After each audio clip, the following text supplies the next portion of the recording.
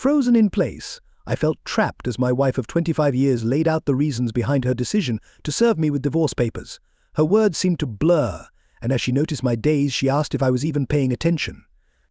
I admitted I had zoned out for a moment, so she repeated the non-negotiable terms I would keep the house, the cars, and everything in our joint accounts. She urged me to sign, promising that it would all be finalized within 3 months. Speechless, I reflected on our life together. Riley and I had been inseparable since high school, raising our twin daughters, Alice and Rachel, who both went on to Columbia University.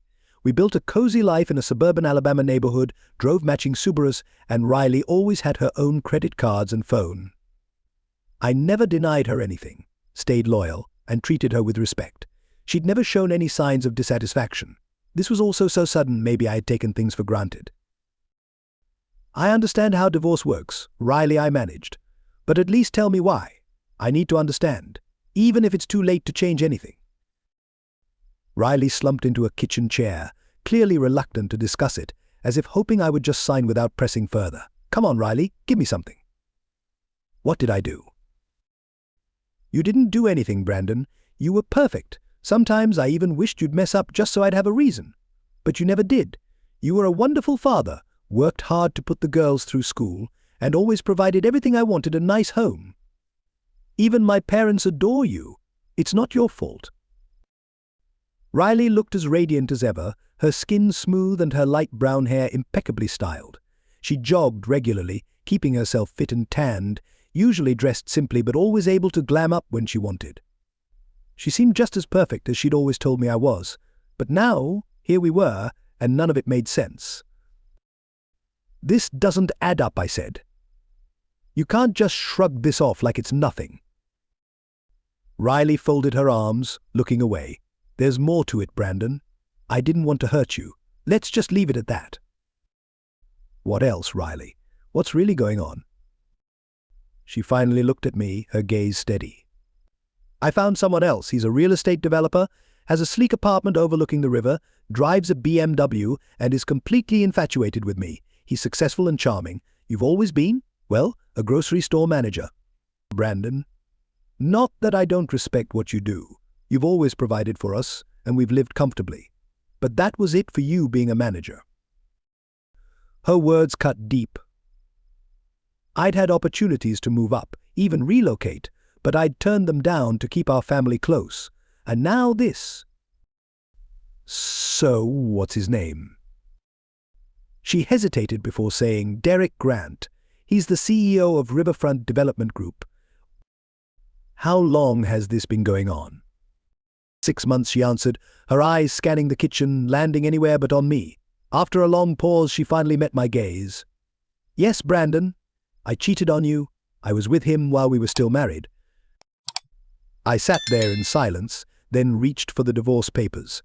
I signed, initialed where needed, and pushed them back across the table. I guess Derek's a better match for you. Sorry I didn't measure up.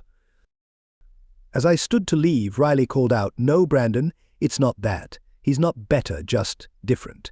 Don't think otherwise, but I was already walking out the door. I'd been so focused on work and my hobbies that I hadn't noticed Riley gradually moving her things out. By the time she handed me the papers, most of her clothes and belongings were likely already with Derek. She'd even left all our wedding and family photos, as if for me to look at alone. When I returned home that night, Riley was gone for good. Her Subaru was still parked out front, which I guessed she didn't need anymore. On the kitchen counter was a power of attorney form for selling the house and car. That night I drank the last few beers in the fridge, realizing it was all over. And truthfully, I didn't want to turn back. Riley was out of my life now, and that was that. The next morning I took a 3-month leave from work, a break I'd delayed for years. They had no problem approving it since I was covered by my accumulated vacation days and sick leave. I called our daughters, explaining that Riley and I were separating without diving into the specifics. They wanted to reach out to her, but I no longer had her new number. With a clear 3 months to decide my next steps, I cut off my landline, changed my cell number, and cancelled Riley's line too. Her Subaru wasn't worth much, but I'd deal with that later. I contacted Max, a high school friend turned real estate agent, to help me sell the house quickly at a fair price. I cancelled our joint credit cards, opened new bank accounts, and cashed in a few life insurance policies. It was time to set things in order. For 3 hours I went through family photos, keeping pictures of the girls for them but throwing away all the ones of Riley. It might have been a bit petty, but I didn't care. The question now was what to do after those 3 months. Would I stay here or was it time to leave? Should I continue working or start fresh? 2 hobbies had kept me sane. I collected coins, particularly Indian head pennies, buying and selling them online, and I was an avid geocacher, which kept me active outdoors. Riley had never cared for ticks. Poison ivy and walking weren't her thing. I also spent time reading the Wall Street Journal, a subscription Alice and Rachel renewed every year. I didn't care much for stocks or bonds, but I liked keeping up with farm commodities like wheat, corn, and sugar. It was just a pastime, not an investment. Curious about Derek and riverfront development, I did some digging. Max found out more about Derek's latest project than I could have alone, even tapping a contact at a local bank to gather some intel. Weeks passed without a word from Riley. The girls called each week, though their mother remained silent. While they supported me, their bond with her endured. Meanwhile, I held a few yard sales to clear out unnecessary items, leaving just enough for the house to look presentable. One Sunday, I saw a picture of Riley and Derek in the society section of the local newspaper. They were attending a fundraiser among the city's elite. A few weeks later, Max called with a low offer on the house. Although it was much less than the appraised value, it came with a swift 60-day closing, which worked for me. Max also mentioned he had some intriguing information about Derek, suggesting we meet for lunch to discuss it. A change of scenery sounded good, so I agreed. Hayes Ridge was perfect for hiking and geocaching, though I had already found most of the caches there. Still, a few hidden landmarks eluded me. These landmarks, typically metal rods and concrete posts used by surveyors to mark property lines, were like bonus finds. That day I set out to locate the remaining markers, bringing along my GPS and metal detector.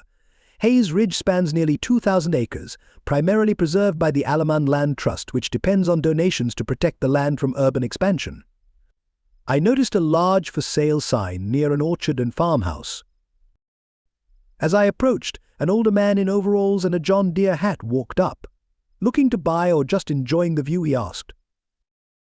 If I had $1 million, I'd snap it up, I replied with a grin. He chuckled. Think it'll sell quickly? I'm holding out, he admitted. I'd like to sell it to the land trust, but they're having trouble gathering the $600,000 I offered it for. Developers are already circling, though. I nodded. It'd be a shame to see it developed. He sighed. One developer, Derek Grant, put down $100,000 as an option. If he can't complete the purchase, he'll lose it. Great deal for me, but honestly, I'm rooting for him to fail. What if it doesn't sell? He laughed. Without this land, his whole project falls apart, and he'll be out millions. It'd serve him right.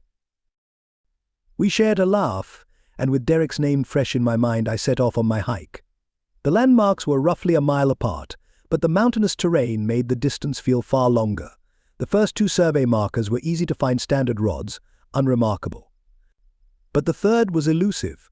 Hidden beneath years of forest debris, it took time and effort to uncover. Finally, I found a small brick monument with a bronze plaque beneath layers of leaves and dirt. I snapped a photo, thinking it might make an interesting story for a local publication. As I moved away, my metal detector emitted a faint beep. Intrigued, I put on my headphones and began carefully scanning the ground. After a few minutes of digging, I unearthed a small iron box wrapped in oil-soaked canvas. Although rusted, it was solid with a hefty bronze lock. Normally, finds on public land should be turned in, but this time I didn't feel like following protocol. I tucked the box into my bag and headed home, my curiosity buzzing with thoughts of what it might contain. On the drive, I imagined all sorts of possibilities: gold coins, historical documents. The potential was only limited by the box's modest size. But once home, I set the box on the kitchen table, examining it thoroughly. Reluctant to break the lock but seeing no other choice, I used bolt cutters. Inside, carefully wrapped in oiled canvas, were a dozen large cents from as far back as 1793. Remarkably, they were in pristine condition, free of corrosion. Though I typically preferred Indian head pennies, I remembered an old book my grandfather had left me, The Mysteries of the Penny, detailing various types and grades of large cents. Previously, I hadn't owned any coins to consult it for, but tonight it would finally be useful. I spent the night studying each penny, magnifying glass in hand, comparing them meticulously to the book, and taking high-resolution scans. After a few hours of sleep, I awoke still energized by the discovery. I called into work, where I was told that Stephen Wallace, a higher-up, had been asking about me, but I had more pressing matters on my mind. My first stop was the bank, where I secured a safe deposit box. Hours of online research revealed that my coins weren't just old, they were extraordinarily rare, with some pieces worth millions. I began to understand why people go to such lengths to launder money. Converting these coins to cash would be no easy task. Over breakfast at IHOP, I flipped through the newspaper and saw yet another photo of Riley and Derek, this time at an art gallery event. That reminder nudged me into action. Once my safe deposit box was set up, I called John Smart, asking him to delay any property transactions for a few days, and he agreed. I also contacted the local land trust to discuss a potential donation, and they were enthusiastic. With the divorce nearing finalization in a month, I felt a newfound urgency to move forward. The rest of my day was spent researching reputable coin dealers and auction houses. Eventually, I chose Adams & Burns in New York City, known for their expertise in handling rare transactions with discretion. I scheduled an appointment for Monday afternoon and arranged a morning brunch with my daughters. When I arrived at Adams & Burns, I was struck by the sophisticated modern decor. After giving my name, they led me to a private meeting room. "Welcome to New York, Mr. Atkinson. I hear you have some fascinating coins to show us." "First time here," greeted Leo Adams, the owner. I recognized him from advertisements, though he seemed a bit older in person. "Thanks," I replied, taking a seat across from him. "My daughters are students at Columbia, so I've visited before, but never for business. I figured it was best to start things off on the right foot. I know a bit about coins, but do you have a specialist on early copper coins? That would be helpful." Leo nodded, pressing a button on the intercom. "Mark, could you bring Smith to the office shortly?" Mark Smith, renowned for his expertise in large cents, joined us. He looked older than in his photos, but still sharp. "I have 12 coins to sell," I explained. "I'd like to sell 4 today and keep one as a placeholder. Depending on how this goes, I might offer the others later. 6 of them could easily qualify for census level grading, but I'll leave that up to your expert." Leo's expression turned curious. "And where did these coins come from?" "They were a gift from my grandfather when he passed," I replied, keeping my explanation short. Leo looked doubtful but nodded. "May we see them?" he asked. I spread out enlarged photos of 4 coins, showing both sides, which Leo and Mark scrutinized closely. "So what's your asking price?" Leo eventually asked after a thoughtful silence.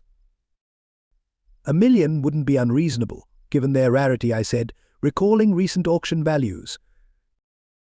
Leo countered, "How about $800,000 for the set?" But he added, "with one condition." "What kind of condition?" I inquired, reaching into my bag to hand him a letter from the land trust and a flyer for John Smart's orchard sale. "I'd like you to purchase this land and donate it to the Alamance Land Trust. The price is $600,000. You'll get a big tax break and some good karma in return." Leo and Mark exchanged a look, briefly conferring, and then Mark left the room. After a few minutes, Leo asked, "Do you have the coins with you?" I nodded, "And a 5th one that I'd like to keep in the mix." Mark soon returned, carrying a Crown Royal bag containing about 100 coins, mostly gold with a few silver pieces. "Wherein," he said, "as long as you honor the land deal as agreed." After a pause, I handed over the 4 coins, and we shook on it. Leo glanced at me. "So what's this 5th coin?" I showed him a photo of a pristine 1793 strawberry scent, explaining it was one of the finest I'd ever seen. Both he and Mark were visibly intrigued. A striking woman named Adelaide Langley entered and asked, "Coffee, Mr. Atkinson?" "Black, please," I replied, nodding. She and Leo left the room and returned about half an hour later. Adelaide introduced herself and asked if I had a passport. When I confirmed, she explained we'd be flying to JFK shortly to set up an offshore account for me. She asked to see the strawberry scent, which Leo inspected excitedly before leaving the room again. Soon, Adelaide and I were on a flight bound for the Cayman Islands. The first-class experience was a novelty for me, and the time seemed to pass quickly. Adelaide, with her effortless style and charm, drew plenty of attention. When we landed, she smoothly took the wheel of a yellow SUV, her confidence unshaken. I caught her glancing my way, amused by my quiet reaction. After a short drive, we arrived at her modest condo complex. Though she owned the entire building, she lived on the top floor and invited me to join her on a small ocean view balcony. "You're not much of a talker, Mr. Atkinson," she said, eyeing me with a slight smile. "No questions." I chuckled, feeling unexpectedly at ease. I just didn't expect to see someone like you drinking beer from a bottle. I imagined champagne. She laughed. "I suppose you're wondering why we had to come all the way here to set up an account." "Something like that," I replied. "It's simple," she explained. "It's secure, and it'll serve you well." We moved back inside, away from the ocean breeze. I couldn't help but feel a natural camaraderie with her. "Mr. Atkinson," she said suddenly, "I brought you here so I could just be myself for a few days." Her admission caught me off guard, and we both laughed. "Trust me," I replied with a grin, "I'm not much of a threat. An old man won't be much trouble." "Let's go get some fresh lobsters for dinner," she suggested, smiling as she opened the door. The restaurant was incredible, though the wine didn't sit well with me. She noticed and asked, "Not a wine person?" I explained, "Just a bad memory of cheap white wine from my younger days." Later, as we shared key lime pie and coffee, she grew curious. "Tell me about yourself, Mr. Atkinson. Married? Kids?" I laughed. "Yes, I have 2 daughters studying at Columbia. They're both into something with international banking. I just pay the bills." I shrugged, feeling a little self-conscious. "Interesting," she replied thoughtfully. "I actually have a master's from Columbia and lecture there occasionally. I might have even met your daughters." "Oh? You see them today?" I asked. "We had lunch together," she replied with a smile. "They don't like it when I make them skip class," I joked. She noted, "You must have married young if you have 2 daughters in college," with a curious look. "Guess it does sound like something out of a movie," I laughed. Sitting with her, I felt surprisingly open. "I'm separated," I admitted after a pause, the words still feeling foreign. "My wife left me for some flashy businessman. He's probably building malls or corporate parks from the look of his apartment and car. She's moved on, and the divorce will be finalized in about 4 weeks. "That's a shallow reason to end a marriage," she said, her tone sympathetic. "I thought so too," I replied with a sigh. "For years I believed we were happy, but she never fully accepted my career choice. I tried to advance for her sake, but ultimately chose stability for the family. And here I am." Turning the conversation back to her, I asked, "What about you?" A short silence followed. "It's not every day you reveal to an impressive woman that you manage a grocery store." She must have noticed my hesitation. "No worries," she reassured, sensing my discomfort. "We can talk about that later." "No, really, it's fine. I'm not embarrassed by my work," I said. "Managing a grocery store doesn't sound glamorous. My daughters don't mind, but my wife often found ways to leave that detail out." She looked at me thoughtfully. "Do you find satisfaction in it?" she asked as a server brought fresh coffee and cleared our plates. "I do, actually. I've gotten pretty good at it over the years," I replied, with quiet pride. "Mr. Atkinson," she said, "I know we've just met, but first impressions can be meaningful. What's your impression of me?" Her question put me in a spot. If I spoke honestly, I might put her off, but if I went with flattery, she'd see right through it. "Well," I started, choosing my words carefully, "I'd say you're smart, confident, and beautiful, well-educated too." She smirked, tilting her head slightly. I was hoping for something genuine. "Apologies if that wasn't enough," I replied. "I just didn't want to ruin a nice evening." "Do you really have such a low opinion of me?" she asked, a more serious tone emerging. "Maybe that's why your wife left. If you hadn't always tried to keep her happy, your marriage might have been stronger." Her words stung, though I knew there was some truth in them. "You know," I said, "you have a knack for getting what you want, and you're not one to be told no. You're used to success, maybe even a bit entitled. I'd say you know finances inside out too." My words carried a hint of irritation. And if you weren't so focused on proving your independence, I think you'd make a wonderful mother." She looked at me, pausing before a faint smile crossed her face. "Do you really think I'd make a good mother?" she asked, her tone softening. As we drove back to her condo, any tension between us faded. The night ended uneventfully as we each went to our own rooms, which was probably for the best. I hadn't anticipated anything more. The next morning, I awoke to breakfast waiting and a copy of the Wall Street Journal. Stepping onto the balcony, I noted the wind had finally died down. About 20 minutes later, Adelaide joined me, casually grabbing a section of the paper. We sat in quiet comfort, sipping our coffee and reading as though this was a familiar routine, despite having just met. "My phone isn't working here, and I wanted to call my daughters," I mentioned after a moment. Adelaide offered her phone, saying it was fine for me to use. I dialed Alice's number, and when she answered, I asked if she was doing all right. She told me she was in the Cayman Islands visiting a friend and was using her friend's phone because hers was acting up. Trying to keep things light, I brought up seeing her on TV boarding a plane with Adelaide Langley and asked what that was about. Alice sounded unfazed, explaining that Adelaide was the friend she'd mentioned and wondered why it was a big deal. She mentioned that Adelaide was known for her sharp business acumen and might be a bit ruthless. Just then, Adelaide walked by with the breakfast tray. I introduced her to Alice, saying she was my daughter. When Alice realized who she was talking to, I could hear her and her sister murmuring in the background. "What? You're with her? When are you coming back?" Alice rattled off questions before I could answer. Adelaide took the phone with a warm smile. "Hi Alice, it's Adelaide. Your dad told me all about you and your sister. I'll be in New York tomorrow and would love to have lunch with you both. How about it handing the phone back to me?" Adelaide chuckled. "Your daughter said goodbye. Looks like we're on for lunch tomorrow. I promise I'll be on my best behavior." Later that morning, we visited the Federal Reserve Bank of the Cayman Islands, where Adelaide helped me open my first offshore account. A few minutes later, I saw a balance of $1 million transferred from Adams and Burns seemed a fair price for a modest 215 pennies.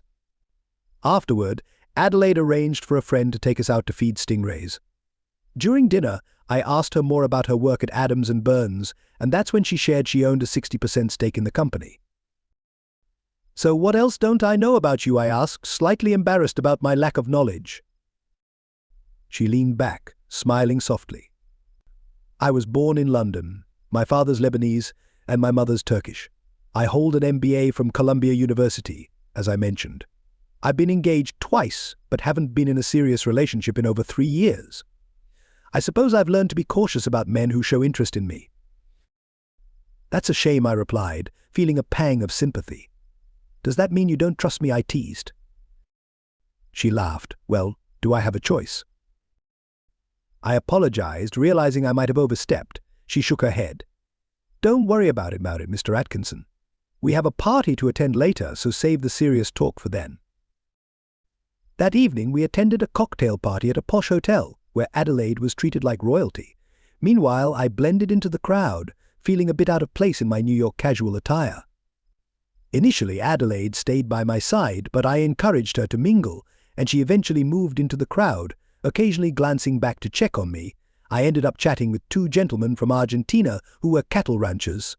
Our conversation started with soccer and moved on to fishing, which I could manage. But then one of them, Paulino Jordan, brought up his plans to invest in winter wheat, and I felt completely out of my depth. "Mr. Atkinson, I can tell you're not quite sold on winter wheat," Paulino said, laughing. Caught off guard, I admitted, "I don't know much about investing. This is all a bit over my head." I tried to steer the conversation to something simpler, but Paulino kept pressing. "I feel like you've got something to say," he insisted. Before I could respond, Adelaide reappeared and guided me away from the conversation. As we walked, she raised an eyebrow. "What was that all about?" "Oh, just some talk about food and groceries," I joked, relieved by her timely intervention. The next morning we flew back to New York, where Adelaide was greeted by a small crowd of photographers. A courier from Adams and Burns handed me a package containing the coins I had left with them. After saying farewell to Adelaide, I headed to the train station to return to Huntsville. Back home, the divorce proceedings and house sale progressed smoothly. Stephen Wallace from the main office had left several messages. Urging me to consider relocating to the New York headquarters this time, I agreed. Meanwhile, John Smart reached out to set up a lunch meeting. At work, I cleared out my locker, said goodbye to colleagues, and prepared for the move. Scanning the newspaper, I saw a photo of Derek and Riley at a local political barbecue, looking very much the picture-perfect couple. With a few weeks left before I was set to leave town, I spent a day organizing and listing the coins I'd brought back from New York on eBay, hoping for a smooth sale. All payments went directly to my PayPal account and then to my offshore bank. That weekend, I took a breather. Friday lunch with John was productive. He seemed pleased Derek was involved in the property deal but wasn't thrilled that I didn't profit more from it. As we wrapped up, he surprised me by handing over the deed to 5 acres on the edge of town, a thank you gift of sorts for my goodwill. Right after, my phone buzzed with a message from Alice and Rachel. They were landing in Nashville in a couple of hours, so I had time to get there. They had chosen Nashville over Huntsville to save on airfare. Meeting them at the airport, Alice was eager to share her latest adventure. The lecture hall was packed with over 300 students for an advanced corporate finance class she began. Halfway through, the professor paused and introduced Adelaide to the room. She entered confidently, and after a brief talk, invited a couple of students to lunch at the Westin Hotel. We were stunned when she called our names in front of everyone. "So what did you think of her?" I asked as we drove. "She's amazing, Dad. How did you even meet someone like that?" Alice asked, still a bit in awe. "Well," I joked. "She mentioned needing a personal assistant, and I just happened to fit the job description." Rachel nudged me, disapproving. "Dad, that's not funny. Be serious," she scolded. All right, I laughed. "So what did you talk about over lunch?" "She asked about our classes and coursework," Rachel replied, chuckling. "And she kept asking about you, Dad. It felt like she's interested in more than just a friendship with you," Alice added with a knowing grin.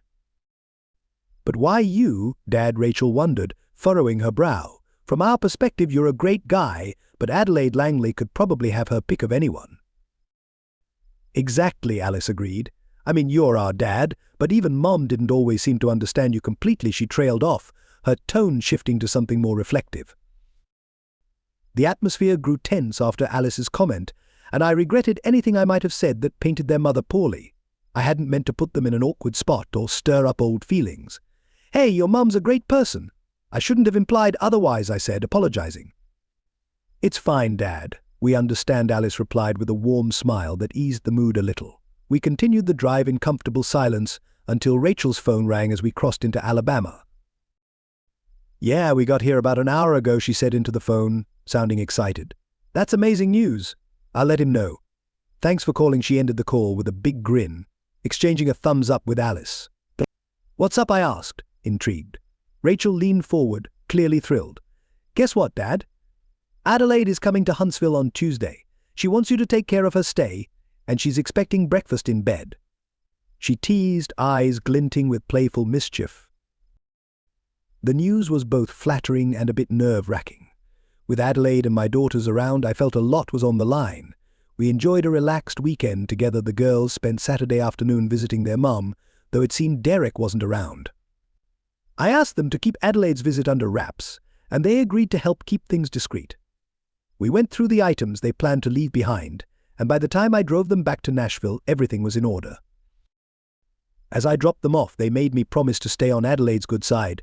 "Just don't get on her nerves, Dad. It's simple," Alice teased, both of them laughing. They were pleased about my move to New York, but I was still unsure why Adelaide had taken an interest in me. I didn't even own a suit that could pass as stylish. Later, I settled down with a beer and the Sunday paper. No fresh photos of Riley and Derek, thankfully, but there was a brief mention of riverfront development facing financial trouble. With winter wheat futures plunging, my curiosity was piqued. I called Max, an old friend, and invited him over for a casual evening with a couple of beers. We talked about Derek, and it turned out he had a shaky past, a cycle of wealth and debt, leaving creditors and old friends in the lurch. His latest venture was falling apart, and backers were pulling out. That beer had never tasted so good. Monday went surprisingly well. The coins I'd listed at auction sold for a much higher price than I'd hoped. With an appraised value around $300,000, I hadn't expected more than $200,000, but the final bids exceeded my expectations. Just 3 months ago, all this would have seemed like a nightmare, but now I felt a growing excitement for the future. The house buyers completed their financing, and we were on track to close the sale. I couldn't help but find it amusing how quickly Riley had moved in with Derek, leaving everything we'd built. I wondered if she realized how uncertain her new situation might be. That afternoon, I met with the buyers, and they handed over a check for $200,000, which I immediately deposited into my offshore account. They were fine with me staying in the house for another week, which worked well for both parties. The next morning, before I even had my first coffee, an unknown number called to inform me that Miss Langley would be arriving on Delta Flight 724 at 10:44 a.m. I got to the airport a half-hour early, feeling an unexpected surge of nerves. The local paparazzi must have gotten wind of her arrival, as a small group of photographers had gathered outside the terminal. Trying to keep a low profile, I parked in short-term parking, but Adelaide, rather than waiting for me, walked by my side, which only attracted the photographers' attention. Naturally, they snapped a clear shot of my license plate, so much for secrecy. But I wasn't used to this kind of attention, but Adelaide handled it effortlessly, even apologizing on my behalf. On the drive home, I couldn't help but remember the moment she stepped off the plane. I had this sudden, absurd urge to kiss her, a silly thought for an older guy like me, no doubt. When we got to the house, I felt embarrassed by how empty it looked. Over the past months, I'd cleared out nearly everything, leaving only the basics the new owners wanted to keep. I tried to apologize for the bare surroundings, but Adelaide just found my discomfort amusing. With nothing edible at home, we swung by Taco Bell at her suggestion, promising to go to Dreamland for some famous ribs later. It was refreshing to be with someone who didn't mind a simple meal. "So, Adelaide, what brings you here? I figured you'd be back to your usual routine," I asked, still a bit puzzled. With a small laugh, she explained that part of her visit was for business. She'd heard about my move to New York and offered me her spare room until I settled in. She even arranged a moving truck for my belongings. When I asked how she'd known, she just shrugged, saying she had an eye for details. Jokingly, I suggested she was in cahoots with my daughters, though I admitted I wasn't exactly a hard red. Her offer took me by surprise, but it was generous, and I couldn't find a reason to turn it down. We began packing up the rest of my things. Surprisingly, Adelaide was entirely at ease, sifting through my clutter with me, hardly resembling the polished businesswoman I'd expected. Throughout, I felt a bit self-conscious about the age difference between us. She had firm opinions on my wardrobe and hardly budged, even when I begged her to go easy on my old clothes. She promised we'd shop for a new wardrobe once I got to New York. When we finished packing, we had more boxes than my car could hold, but not quite enough to fill a moving van. I set aside my laptop and a little inkjet printer to monitor an eBay auction, figuring they'd be useful during the transition. Just as we were about to sit down for dinner, a delivery van arrived. Adelaide and I exchanged looks as the sharply dressed driver approached with a clipboard. "Are you Brandon Atkinson?" he asked, checking his notes. "I have a delivery for you. Where should I put it?" I stared in confusion. "It's from Mr. Paulino Jordan," the driver explained. I pointed to the empty garage spot where Riley's old Subaru had been, and the driver headed off to unload. Adelaide stifled a laugh, clearly enjoying my bafflement. About 5 minutes later, I found myself staring at a sleek orange sports car, parked beside my old Subaru. "What on earth is this?" I asked, caught between pride and shock. The courier beamed, saying, "This right here is a 2028 Lamborghini Gallardo Spider Superleggera." "Quite a beauty, isn't she?" Adelaide couldn't contain her laughter, although she kept it low-key, obviously entertained by my reaction. I signed off on the delivery, watching as the driver strode back to his truck. I had no idea what I'd do with this flashy gift, but one thing was clear: I wasn't driving it to New York. As we pulled away, with her still smiling, I ordered a full rack of ribs and a couple of beers for the evening ahead. "Care to fill me in on the car situation?" I asked, genuinely curious. "Paulino's really into winter wheat," she explained. Everyone thought he was nuts when the prices crashed, but he doubled down. Within a week, he'd made over $40 million. He loved the money, but he enjoyed the praise for his sharp move even more. I chuckled. Good for Paulino, but I hope he didn't mention me. She laughed. "He wanted to, but only if you're okay with it. He's grateful I brought you to that party, so he asked for your address, though I didn't realize he had this in mind." As the ribs arrived, I watched Adelaide dip hers in extra Tabasco before diving in. I had to admit, I was charmed by her. I'm sending that Lamborghini back tomorrow, right? I asked, nodding toward the flashy car. She grinned, figured as much. Don't worry, Paulino won't be offended. If he'd offered cash, you might have turned him down immediately, so he thought the car might feel more like a gift. We ended up ordering a few more beers, thanks to all the heat from the hot sauce. I felt so good I didn't want the night to end.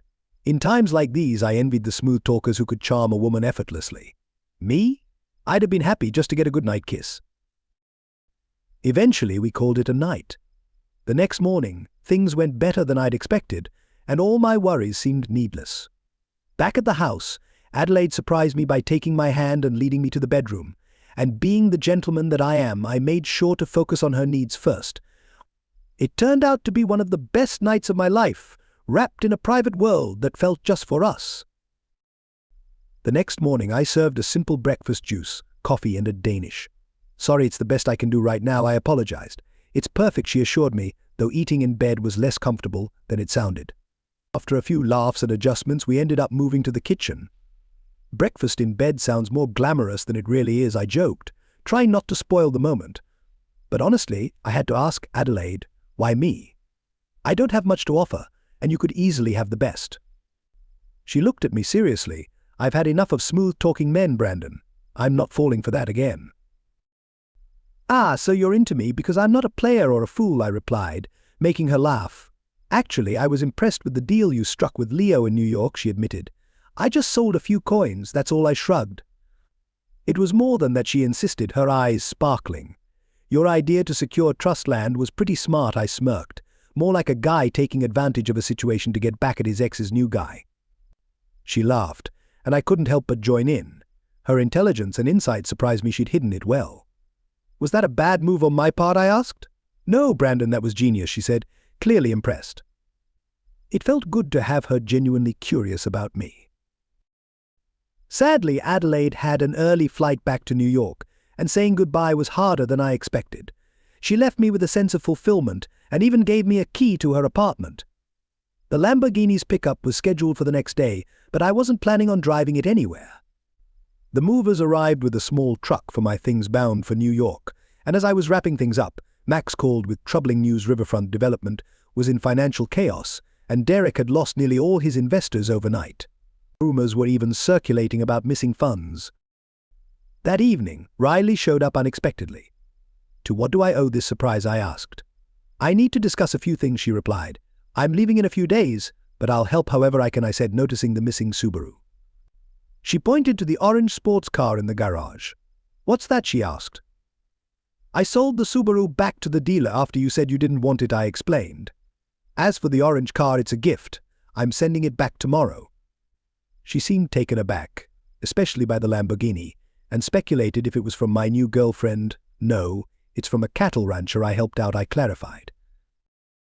Riley's expression shifted, and she hesitated. So about the money from the house sale, it's all gone, I said plainly. You didn't want any of it, so I used it to set up my new place in New York. She looked puzzled but seemed to accept my answer. When she asked about where I'd be living, I mentioned the job and the raise but didn't bring up staying with Adelaide or my Cayman account. Where are you staying? I asked in return. At the Holiday Inn until Derek finds us a new place, she answered, and I understood why she'd been eager to move back into our old house. She looked a bit confused by my reaction, but I didn't press it. Anything else I can help you with, I asked. She hesitated again before finally asking, could you give me a ride back to the Holiday Inn? The drive started in silence, but soon she brought up Adelaide. So tell me about her, she pressed. Not really a girlfriend, more like a business partner, I replied, trying to keep it casual. What kind of business? She asked, probing further. Not that kind. I'm still just a grocery manager, Riley. She looked out the window, muttering something under her breath. In that moment, I had a chance to voice all the hurt those pictures of her and Derek had caused me, but I stayed silent, smiling inwardly as I watched her, feeling a hint of regret flicker within. Still, when I dropped her off at the motel, she left without looking back or even saying goodbye, leaving me with a strange blend of satisfaction and regret. Thursday morning brought an unexpected surprise. The finalized divorce papers arrived sooner than expected. No complaints here. The Huntsville paper ran a front-page photo of Adelaide arriving at the airport, and since every room at the Holiday Inn came with a complimentary newspaper, Riley was bound to see it at breakfast. I emptied my safe deposit box, preparing for the next chapter. My remaining coins were a solid safety net. Though Adelaide had never brought them up, all our conversations were social, never business-focused. Now I was tracking the auction results for the coins, most of which fetched excellent prices. I spent the rest of the day packaging them for shipment, aiming to have everything ready by noon on Friday. Any buyers with sketchy payment methods would have to wait, as I planned to leave early Saturday. Most of the proceeds went directly into my Cayman account, though I kept a bit aside for any impulse buys. Just as I was finishing, the new owners arrived to take possession of the house, marking a smooth ending to the deal. My drive north would take about 12 hours if traffic stayed light. Adelaide was waiting at her apartment, promising a homemade dinner upon my arrival. I chuckled, half wondering if she'd actually be the one cooking. Crossing into Virginia on Interstate 81, my phone rang. It was Alice. She let me know that Derek had skipped town, leaving Riley stranded without a car or place to stay.